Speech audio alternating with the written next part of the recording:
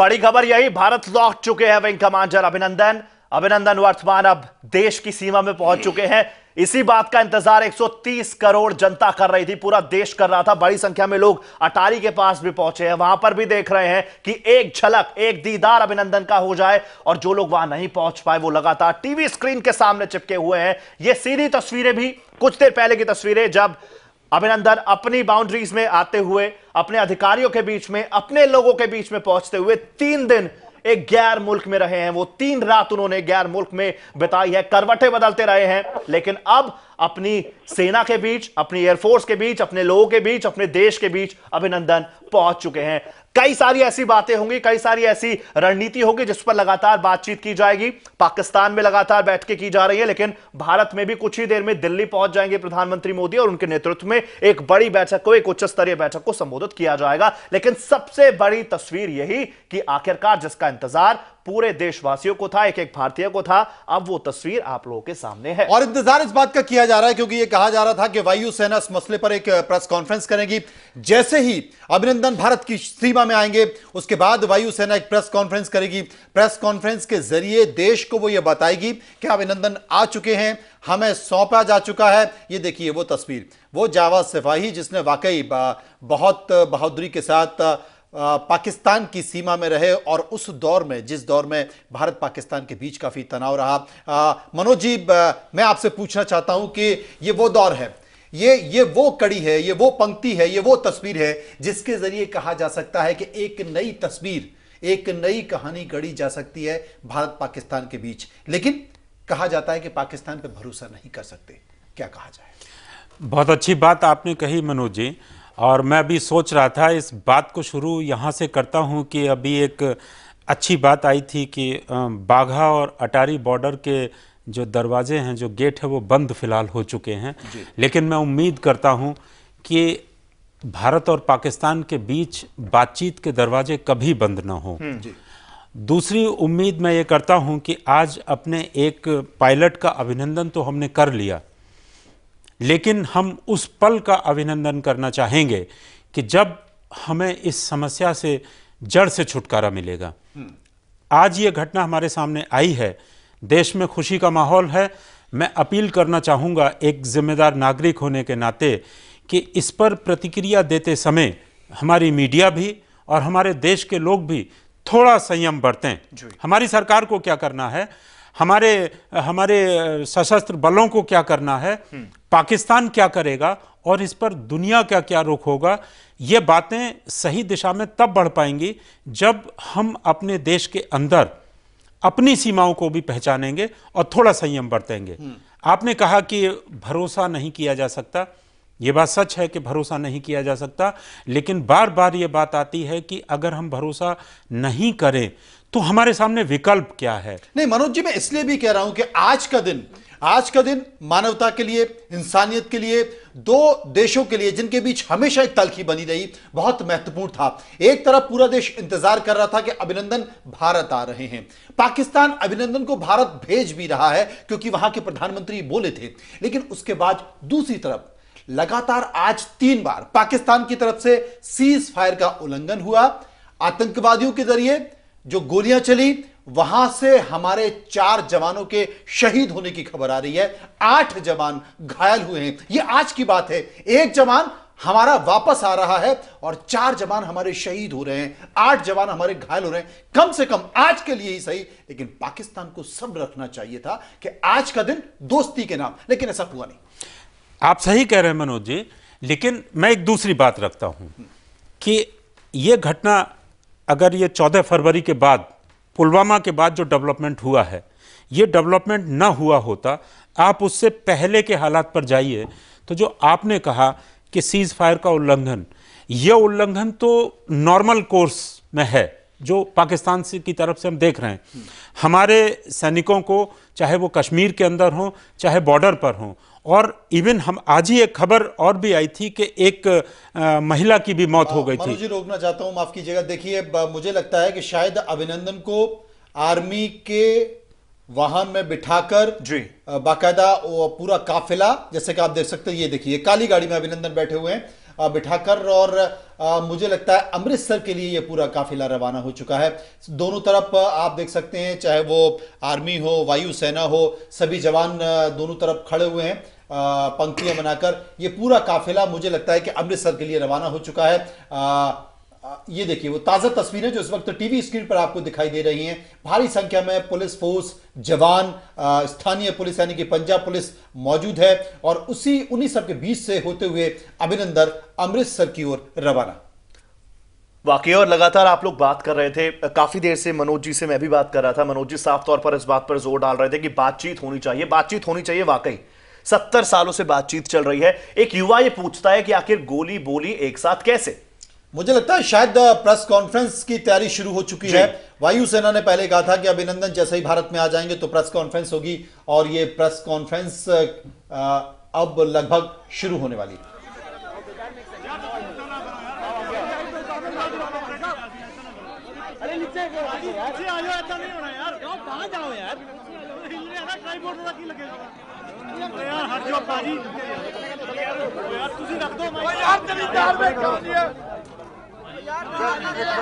Please relax. Air Vice Marshal is going to address you. Air Vice Marshal RGK Patel.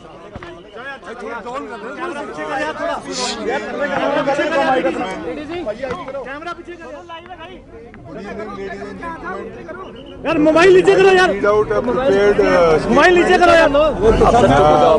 We will not take any questions after this. Wing Commander Abhinandan has just been handed over to us as per standard operating procedure of the Indian Air Force. He will now be taken for a detailed medical checkup. This checkup is mandated particularly because the officer has had to eject from an aeroplane which would have put his entire body under great stress. IF is happy to have Abhinandan back. Thank you. What was the delay about? What was the delay about?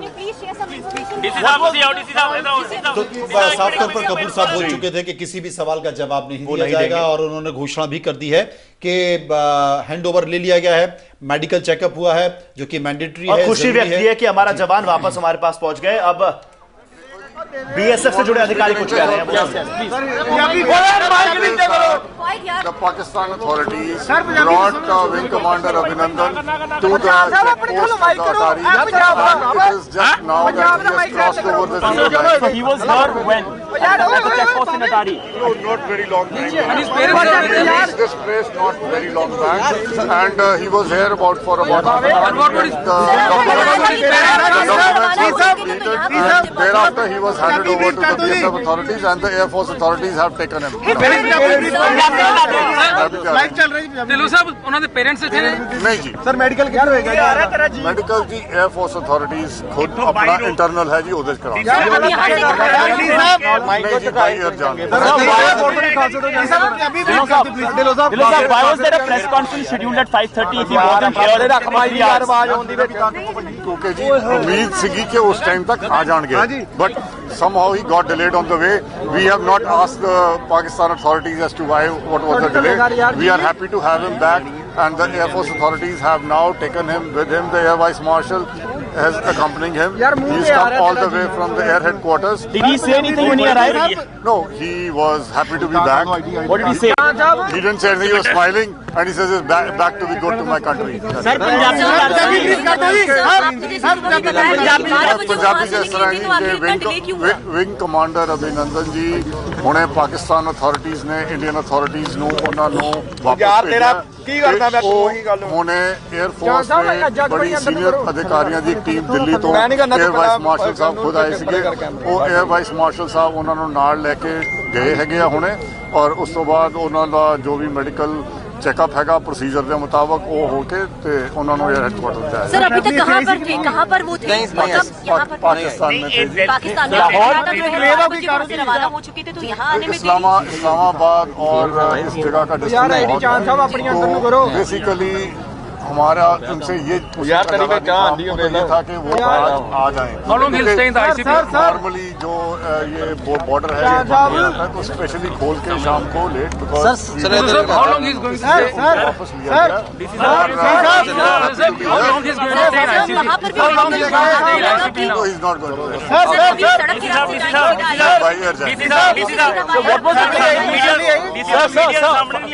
What was the communication from Pakistan side that made you believe that he'd be here by 6 o'clock? Look, the thing is, there's no written communications in these matters, but we were given to understand that he will be there. So the expectation was that he might be there by that time, but somehow it got delayed. And as a special case, the border was opened and he is being taken. Thank you so much. क्या आप media के सामने भी एक बार आ सकते हैं क्या? अभी नहीं जी, जब तक वो एयरफोर्स अभी उनको लेके जाएगी, वो उधर से हवाई जहाज से पैराड्रॉप हुए हैं, तो उसमें स्ट्रेस टू द बॉडी भी होता है, तो उनको चेकअप करके उनकी मेडिकल कंडीशन ठीक करके about just 10 minutes back.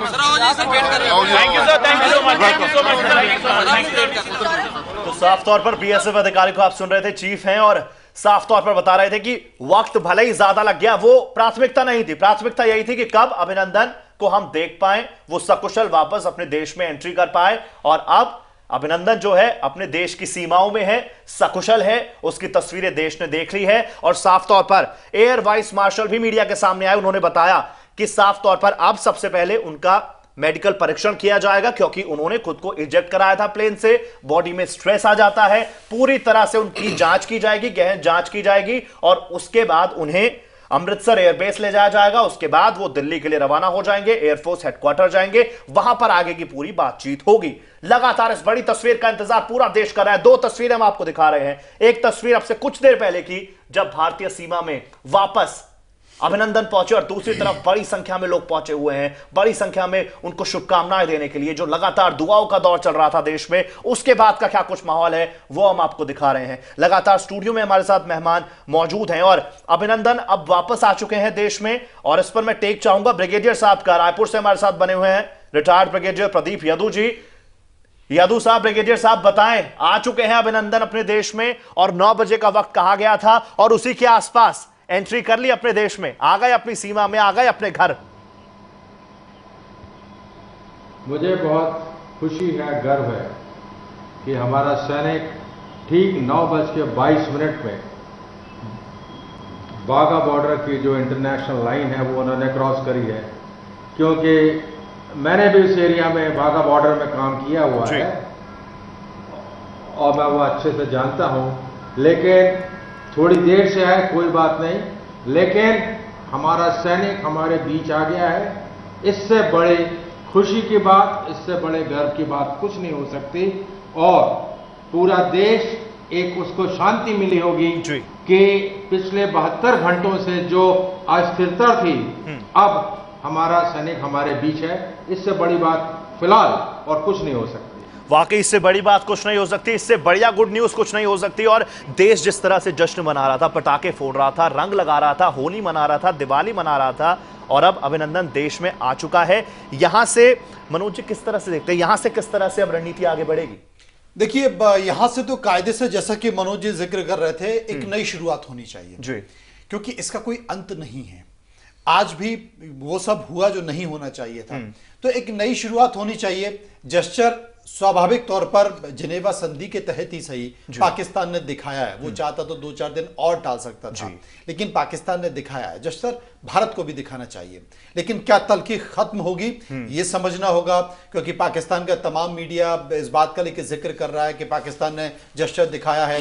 Hindustan के प्रधानमंत्री को भी तो कुछ दिखाना चाहिए, लेकिन हिंदुस्तान के प्रधानमंत्री वजीर आलम ये कहते हैं कि अभी तो ये पायलट प्रोजेक्ट था, कुछ और होना है, तो ये ठीक नहीं है। तो ये तल्खी खत्म होनी चाहिए, क्योंकि तल्खी अगर खत्म नहीं होगी तो दो देशों के बीच रिश्ते अच्छे नहीं हो सकते हैं। भले ही हम कोई किसी भी अंतर्राष्ट्रीय स्तर का दबाव बना लें, क्योंकि ये समस्या खत्म होने वाली नहीं है। बहुत लंबा बॉर्डर है भारत का और पाकिस्तान का। सीमाओं की सुरक्षा करना भी इतना आसान नहीं है। दिन रात, चाहे गर्मी हो, सर्दी हो, बरसात हो, हमारे सैनिक वहां पर रहते हैं। और इस तरह की चीजों में आखिर कैसे हो सकता है? ये तभी हो सकता है जब दिल मिले और गले मिले। तो ये अपने आप में एक बड़ा सवाल है। मुझे लगता है कि हम सबको उम्मीद करनी चाहिए कि एक अच्छी शुरुआत होनी चाहिए, एक अच्छे संकेत होने चाहिए, जिसका जिक्र खुद इमरान खान ने अपने भाषण में कहा है। और उन्होंने कहा है कि हम आतंकवाद का साथ नहीं देते हैं। अगर उन्होंने कहा है कि पाकिस्तान की सरजमी का इस्तेमाल आतंकवाद के खिलाफ नहीं होगा, तो वो ऐसा कर दिखाएं और उसका सबूत भी दें। तो ये अपने आप में एक बड़ा सवाल है। संजय जी कुछ कहना चाहते हैं? संजय जी से कुछ वक्त पहले हम बात कर रहे थे तो काफी हार्श थे पाकिस्तान के खिलाफ। अब आप बताइए, एक युवा पूछता है आपसे, गोली बोली एक साथ? नहीं, देखिए, मैं हार्श उस रूप में नहीं हूं कि मैं कोई इस तरह के वातावरण का स्वागत नहीं करता। मैं स्वागत तो हम सब करना चाहते हैं, लेकिन पाकिस्तान का जो अब तक का ट्रैक रिकॉर्ड है उसको भी हम नज़रअंदाज नहीं कर सकते हैं। ये गुडविल जेस्चर अभी आपको दिख रहा है, लेकिन इसके पीछे बहुत सारी कहानी भी है जिसको समझने की आवश्यकता है। और जो हम लगातार मनोज जी भी बता रहे हैं, मनोज तोमर जी भी बता रहे हैं, शांति तो सबसे आदर्श स्थिति होती है, लेकिन भारत इसमें कभी पीछे रहा नहीं। भारत तो हमेशा पहल करता रहा। पाकिस्तान ने पीठ में छुरा घोंपा, और पाकिस्तान आज जो दिखा रहा है, हमें नहीं भूलना चाहिए कि हमारे पुलवामा में 40 सैनिक शहीद हुए और उसके बाद लगातार शहादत हो ही रही है। बॉर्डर पे तनाव बरकरार है। ऐसा नहीं है कि वहाँ पर पाकिस्तान की ओर से बहुत गुलाब के फूल लेकर हमारा स्वागत किया जा रहा है, नहीं किया जा रहा है। तो हम फौरी तौर पर इसे खारिज नहीं कर सकते हैं। अब भारत का स्टैंड है, गोली और बोली एक साथ नहीं चलेगी और नहीं चलनी भी चाहिए। आपको किसी भी मुद्दे पर बात करने के लिए, चाहे कोई भी बड़ा से बड़ा मुद्दा हो, हजारों मील का सफर तय करना हो, तो भी पहला कदम उठाना पड़ता है। और पाकिस्तान के लिए पहला कदम यह होगा कि आतंकवाद से वो तौबा करे, जो उसने आज तक नहीं किया है। तो बड़ा सवाल यही है, क्या वो आतंकवाद से तौबा करेगा? यदि पाकिस्तान आतंकवाद से तौबा करता है तो भारत तो पहले से ही कई बार कदम बढ़ा चुका है आगे गले मिलने के लिए। हमारे वाजपेयी जी पहुंच चुके हैं लाहौर गले मिलने के लिए। बदले में क्या मिला हमें? मोदी जी भी प्रधानमंत्री जब शपथ ले रहे थे, मियां नवाज शरीफ को यहाँ बुलाए थे, उसका वो गवाह बने थे। उसके बाद वो सारे प्रोटोकॉल तोड़कर पाकिस्तान भी गए थे। क्या मिला हमें? तो ये बात पूरा देश इस बात को भी जान रहा है। तो शांति की बात कह देना, एक आदर्श स्थिति की कल्पना कर लेना बहुत अच्छी बात है, लेकिन ऐसा हो तब ना। पाकिस्तान की जो असलियत है हम उसको नजरअंदाज नहीं कर सकते। लेकिन हाँ, हम ये भी नहीं कहते कुछ भी असंभव है। संभव है आज से एक नया पाकिस्तान दिखना शुरू हो जाए, कल से वो आतंकवाद के खिलाफ कार्रवाई शुरू कर दे, तो निश्चित रूप से भारत तो इस मामले में पहले से तैयार बैठा ही हुआ गले लगाने के लिए। भारत हमेशा से बड़े भाई की भूमिका निभाता रहा है और हमेशा से एक सॉफ्ट स्टैंड भी रखा है पाकिस्तान को लेकर। मनोज जी आपसे टेक लूंगा, इससे पहले रायपुर चलते हैं। वहां से हमारे साथ वरिष्ठ पत्रकार मनीष वोरा साहब जुड़े हुए हैं। मनीष, लगातार आप हमारे साथ जुड़े हुए थे इस चर्चा में और इंतजार हम इसी बात का कर रहे थे कि कब अभिनंदन लौटेंगे। वापस लौट आए हैं, पहला रिएक्शन? जी हाँ, निश्चित रूप से अभिनंदन लौट आए हैं। उनका बहुत लंबे समय से पूरे देश के 130 करोड़ जनता जो है वो इंतजार कर रही थी।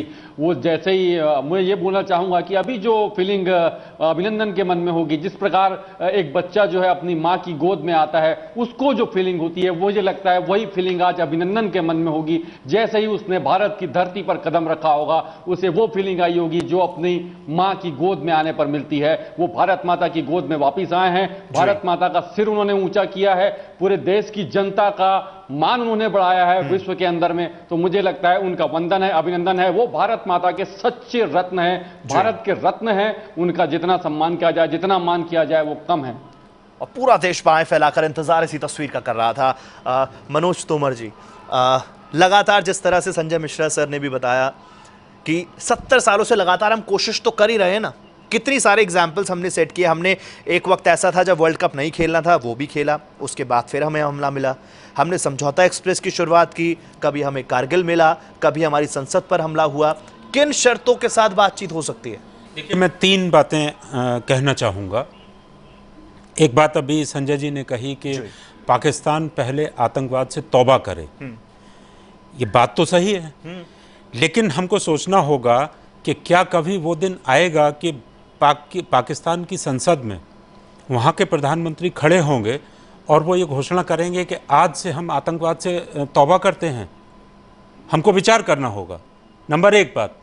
नंबर 2 बात, भारत पाकिस्तान पर क्या आरोप लगाता है, क्या तोहमत जड़ता है, क्या कहता है पाकिस्तान के लिए कि पाकिस्तान में लोकतांत्रिक सरकार दिखावे की है, वहाँ असली जो नियंत्रण है वो सेना का है। और हम ये भी कहते हैं कि जो आतंकवाद को प्रायोजित किया जा रहा है उसमें आईएसआई और सेना का प्रमुख हाथ है। वो सेना की पॉलिसी है, क्योंकि पाकिस्तान सीधे सीधे वॉर नहीं कर सकता। प्रॉक्सी वॉर हो या सीधी लड़ाई हो, लड़ती सेना ही है। तो जब हम ही ये कहते हैं कि पाकिस्तान की सरकार का सेना पर नियंत्रण नहीं है, तो आतंकवाद को खत्म करने में वो सरकार वहां की सेना को कैसे नियंत्रित कर सकती है? ये दूसरा सवाल जो हमको सोचना होगा।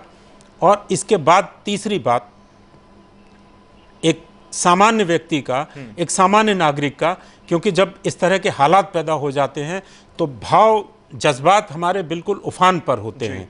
बहुत सारी बातें आती हैं कि हम पाकिस्तान को दुनिया के नक्शे से मिटा देंगे। अच्छी बात है, एक देश का नागरिक होने के नाते मैं भी यह जज्बा रखता हूं, लेकिन हमें यह भी नहीं भूलना चाहिए कि क्या यह संभव है? ये बहुत बहुत महत्वपूर्ण। क्या यह संभव है? क्या हम एक देश के नाते इस दिशा को लेकर के चल सकते हैं? मैं कहता हूं पूरी जिम्मेदारी के साथ, नहीं संभव है। हम कहते हैं कि बातचीत का रास्ता बंद हो चुका है, विश्वास नहीं किया जा सकता है, तो हम क्या करें फिर? मैं कहता हूं कि भारत एक अपनी रणनीति तैयार करे और फिर मिलिट्री एक्शन का प्लान बनाए और उसे करे। क्या यह संभव है? मैं कहता हूं नहीं संभव है।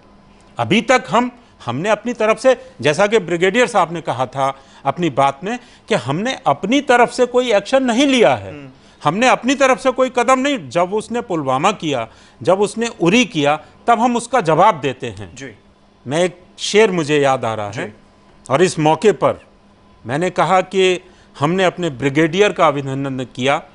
मैं उस पल का अभिनंदन करने को आतुर हूं जब दोनों देशों के बीच, इन दोनों देशों की खुशहाली के लिए शांति होगी। और इस बात का जवाब इस शेर में है जो मैं आपके सामने पढ़ने जा रहा हूं। मुझे नहीं याद आ रहा है कि शेर किस शायर का है, लेकिन जिसका भी हो, तुमने चाहा ही नहीं हालात बदल सकते थे, तुमने चाहा ही नहीं हालात बदल सकते थे, मेरे आंसू तेरी आंखों से निकल सकते थे। तुम तो ठहरे ही रहे झील के पानी की तरह, दरिया बनते तो बहुत दूर निकल सकते थे। हमको उस स्थिति से दूर निकलना होगा, हमको झील से दरिया बनना होगा। हमको इस विश्वास को जो हमारा जम चुका है बर्फ की तरह, कि पाकिस्तान बदले ना बदले, हमको वार्ता का जो रास्ता है उससे जो पीछे हटने की हम बात करते हैं, ये हमारे हित में नहीं है, ये पाकिस्तान के हित में नहीं है, ये दुनिया के हित में नहीं है, ये हमारे आने वाली पीढ़ी के, हमारे बच्चों के हित में नहीं है।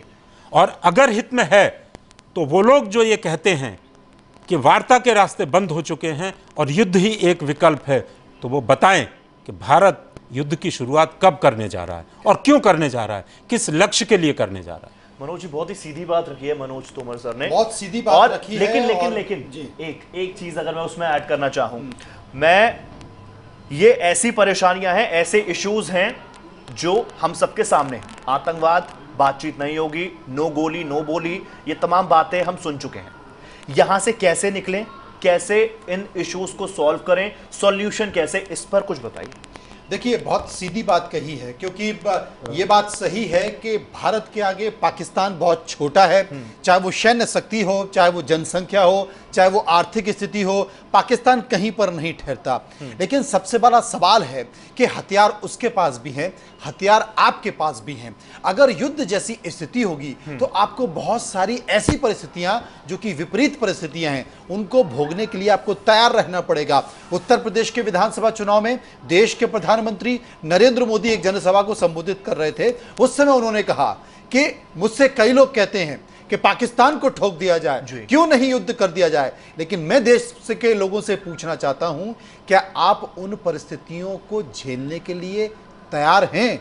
उनका अपना एक शब्द, एक वाक्य बहुत महत्वपूर्ण था कि अगर युद्ध होगा तो युद्ध में फिर नुकसान का आकलन नहीं कर सकते। युद्ध आप ये तय नहीं कर सकते कि शुरू तो हो जाएगा, वो खत्म कब होगा, और आप ये भी तय नहीं कर सकते कि कितना नुकसान होगा, किसका नुकसान होगा। हो सकता है कि उनका बहुत ज़्यादा हो, हमारा कम हो। लेकिन सबसे बड़ा सवाल है कि आप जिस गति से अभी आगे बढ़ रहे हैं, चाहे वो आर्थिक स्थिति हो, सामाजिक स्थिति हो, व्यापार की स्थिति हो, आप जिस गति से आगे बढ़ रहे हैं, कोई भी देश जब युद्ध को झेलता है तो वो गति उसकी थम जाती है, रुक जाती है और वो कई साल पीछे चला जाता है।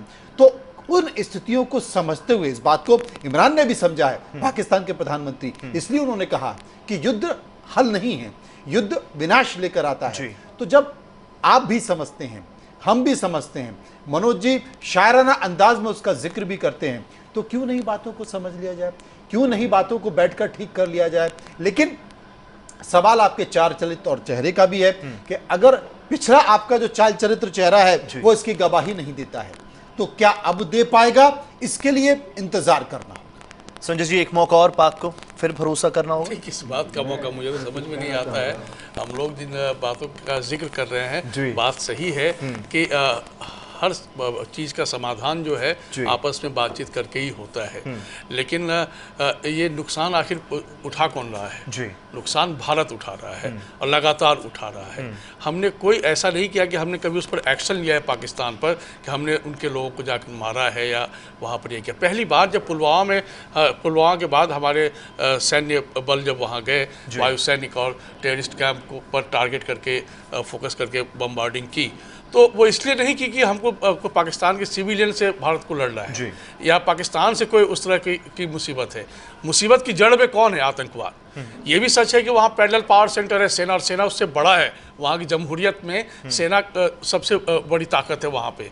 जो इमरान खान है वजीर आजम ज़रूर हैं, लेकिन वो सेना के अंदर गाइडेड हैं। और ऐसे में आप किस पाकिस्तान से और क्या बातचीत करेंगे? बातचीत तो हो ही रही है, बातचीत तो पूरे इतिहास को खंगाल ले तो बातचीत ही तो हम करते रहे हैं। बदले में हमें क्या मिला, इसको भी हमको नहीं भूलना चाहिए। यही तो मुश्किल है कि भारत एक भावुक देश है, हम बहुत जल्दी भावना में बह जाते हैं। हमें फैक्ट फाइंडिंग्स के साथ चलने की आवश्यकता है। अब है कि समाधान फिर क्या है, जो बार बार मनोज तोमर जी ने भी कहा, मनोज जी ने भी कहा। देखिए, पाकिस्तान के अंदर से अब आवाज़ उठने लगी है।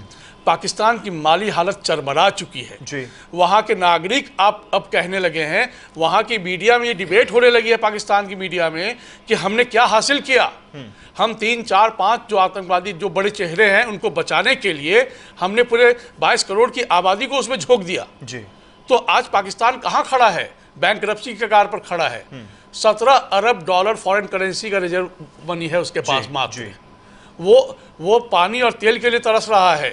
उसके यहाँ की जो हालत है, वहाँ पे भी यही हालत रही कुछ दिन और, तो नागरिक विद्रोह की स्थिति है। तो समाधान का रास्ता निकलेगा सिर्फ पाकिस्तान से। भारत तो बहुत पहले ही समाधान देना चाहता था कि आप आइए बात कीजिए शांतिपूर्ण तरीके से, लेकिन पाकिस्तान ने ये रूट अख्तियार किया कि हम प्रॉक्सी वार करेंगे। तो जब तक प्रॉक्सी वार चलता रहेगा, आप ही सोचिए, हम भारत के नागरिक हम कितना भी बड़ा पहल कर लें और बदले में हमें सिर्फ यदि घाव मिले तो क्या हम सहते चले जाएं? क्या यही भारतीयता हमारे अंदर है? जय हिंद जब हम कहते हैं तो हमारा हिंद महफूज रहे, हम उस रास्ते पर चलना पसंद करते हैं। और उसके लिए जो तौर तरीके अपनाने हैं, अब पाकिस्तान की ओर से ही सिर्फ पहल होनी है। पाकिस्तान को प्रूफ करना है दुनिया को, भारत को, कि आप देखिए पाकिस्तान बदल चुका है। हमारी ओर से पहल करने की आवश्यकता नहीं है। ये पाकिस्तान के अपने चरित्र पर निर्भर करता है कि परिवर्तन लाता है या वही चाल चरित्र चेहरा नेचर और सिग्नेचर नहीं बदलता है, उस रास्ते पर है। तो हमें तो नहीं लगता कि समाधान फिर है। मनोज जी लगातार आप कह रहे हैं कि बातचीत होनी चाहिए, टेबल पर बैठकर हर मसले को सुलझाने की कोशिश होनी चाहिए। ठीक है, हम मानते हैं, लेकिन जिस तरह के ऑपरेशन लगातार सरकार द्वारा चलाए जा रहे हैं, जिस तरह से आतंकी कैंप्स को डिस्ट्रॉय करने की मंशा साफ कर दिया है मोदी सरकार ने, आपको क्या लगता है उसमें कुछ कमी होनी चाहिए, उनके बिहाफ पर बात होनी चाहिए, या दोनों चीजें साथ साथ चलनी चाहिए? देखिए, इसमें एक सीधा सवाल यह है कि जब बातचीत की बात आती है तो बातचीत के लिए एक बातचीत तो यह होनी चाहिए कि हम क्या बातचीत करें। यह एक सवाल है। वो क्यों है कि जब बातचीत की बात आती है, और कई बार भारत तैयार भी हुआ है, तो भारत की तरफ से स्टैंड आता है कि हम बातचीत आतंकवाद पर करेंगे। पाकिस्तान की तरफ से आता है कि आतंकवाद के साथ साथ हम बातचीत कश्मीर पर करेंगे। भारत की तरफ से स्टेटमेंट आता है कि कश्मीर भारत का अभिन्न अंग है। हमको ये नहीं भूलना होगा। मेरी इस बात को बहुत ही संजीदा भावनाओं के साथ में लिया जाए कि हमको ये नहीं भूलना होगा कि हम भारत की सरकार, हमारे भारत के राजनीतिक दल, हम भारत के लोग कश्मीर के अलावा कभी किसी राज्य के लिए यह नहीं कहते हैं कि उत्तर प्रदेश, मध्य प्रदेश भारत का अभिन्न अंग है। राजस्थान भारत का अभिन्न अंग है। हमको क्यों आवश्यकता पड़ती है सिर्फ कश्मीर के लिए यह कहने की कि कश्मीर भारत का अभिन्न अंग है? सच्चाई यह है कि कहीं ना कहीं किसी न किसी मात्रा में किसी न किसी स्तर पर एक समस्या है, इसको हमें स्वीकारना होगा। दूसरी बात कि जब बातचीत की बात आती है तो भारत की तरफ से डिनाइल मूड आता है कि जो तीसरे पक्ष को हम शामिल नहीं करेंगे। जी। पाकिस्तान का रवैया है कि तीसरा पक्ष शामिल होगा। अब यह एक बहस का विषय है, इस पर भारत को एक मैंडेट लेना होगा। जी। मैं एक नागरिक के नाते मैं अपना विचार रख सकता हूं, मुझे आजादी है, यह आजादी हमारे मुल्क की डेमोक्रेसी ने मुझे दी है कि जिस इशू पर समस्या है, जिस इशू पर हम बातचीत करना चाहते हैं, जिस रीजन पर बातचीत करना चाहते हैं, मुझे नहीं लगता कि बातचीत में अगर हम उस पक्ष को शामिल कर लेते हैं तो इसमें कोई बुराई है। लेकिन देश का बहुत बड़ा तबका ऐसा होगा जो इससे सहमत नहीं होगा, मुझे ऐसा लगता है। नहीं, देश को हमको समझाना होगा, देश में हमको वातावरण बनाना होगा। जो मनोज जी ने कहा, ये बात बहुत अहम है कि हम पाकिस्तान को बर्बाद करना चाहते हैं। मैं भी चाहता हूं, मान लीजिए आतंकवाद, मैं व्यक्तिगत रूप से बर्बाद कर देंगे तो हम आबाद कैसे रहेंगे? हमको सोचना होगा कि हम दूसरे मुल्क को बर्बाद या आतंक को बर्बाद करना चाहते हैं? नहीं, देखिए यहां ये आपने बहुत सही सवाल उठाया।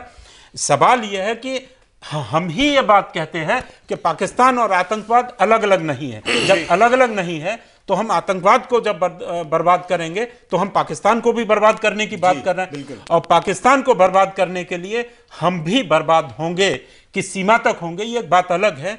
इसलिए ये इतना आसान नहीं है। मैं फिर कह रहा हूं कि हमारे अभिनंदन का अभिनंदन हो चुका है। इससे आज की शाम इससे खुशनसीब पल कोई नहीं हो सकता है, लेकिन कल की सुबह हमको इससे आगे बढ़ना ही होगा। और हमको बातचीत के लिए अभी प्राथमिक स्तर की बातचीत करनी होगी कि हम क्या बातचीत करें, और इससे रास्ता निकलेगा।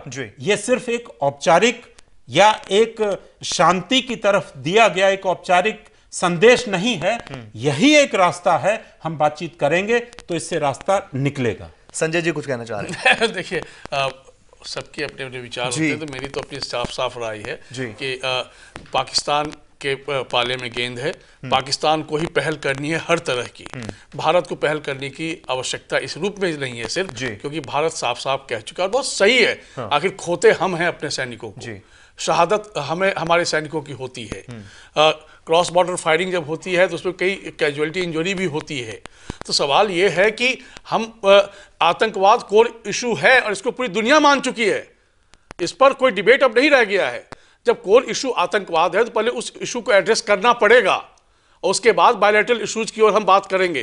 क्योंकि आप कोई भी चर्चा करते हैं शांति के माहौल में, आप धमकी देंगे तो धमकी के माहौल में कोई बात होगी नहीं। फिर तो मैं बड़ा या मैं बड़ा, इस पर लड़ाई होने लग जाती है। तो सिर्फ और सिर्फ पाकिस्तान के पाले में गेंद है। मैं इसका पक्का इसकी वकालत करने वाला हूं। एंडिंग कमेंट मैं मनोज जी से लेना चाहूंगा। मनोज जी, बात करें पाकिस्तान से तो आतंकवाद पे भी करें, ठीक है, कश्मीर पे भी करें, जो पत्थरबाजी वहां पर होती है उस पर भी करें, फंडिंग पर भी करें, सब कुछ कर लें, यानी हम ही झुक जाएं और आए बैठे बात कीजिए? नहीं, ऐसा नहीं है। हम एक विषय छोड़ रहे हैं, सियासत। जी, जहां इस मसले पर पाकिस्तान अपनी सियासत को देख रहा है, क्योंकि उसके भी कई सारे अपने बहुत सारी चीजें हैं, उनका जनमानस है, उनकी सरकार है, विपक्षी पार्टियां हैं।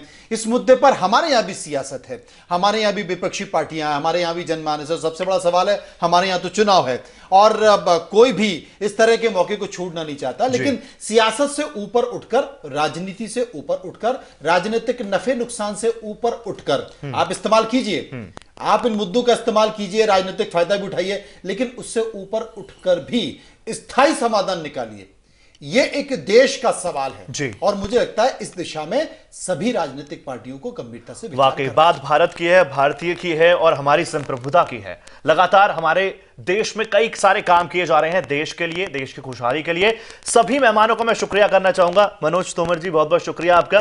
पहली मुलाकात रही आपसे आज, बहुत सीधी बात आप रखते हैं। मैं चाहूंगा कि ऐसे ही लोग उस तरफ भी बैठे हों, सरहद के उस पार, हैं? तो एक अच्छी बात है, ऐसे लोग उस एक तरफ अच्छा, हाँ, भी हैं। एक अच्छा टेक निकलकर सामने आएगा। इसी चीज की हम उम्मीद करते हैं। बहुत बहुत शुक्रिया संजय जी आपका, बहुत बहुत शुक्रिया मनोज जी, बहुत बहुत शुक्रिया मनीष, और सभी को बहुत-बहुत बधाई, शुक्रिया। पूरे देश को बधाई कि पूरा अभिनंदन देश, वापस आ पूरा चुके हैं। देश को अभिनंदन और बाहें खोलकर अभिनंदन का आज स्वागत किया गया है। फिलहाल इतना ही। देश प्रदेश की हर खबर के लिए आप बने रहिए सहारा समय के साथ। नमस्कार।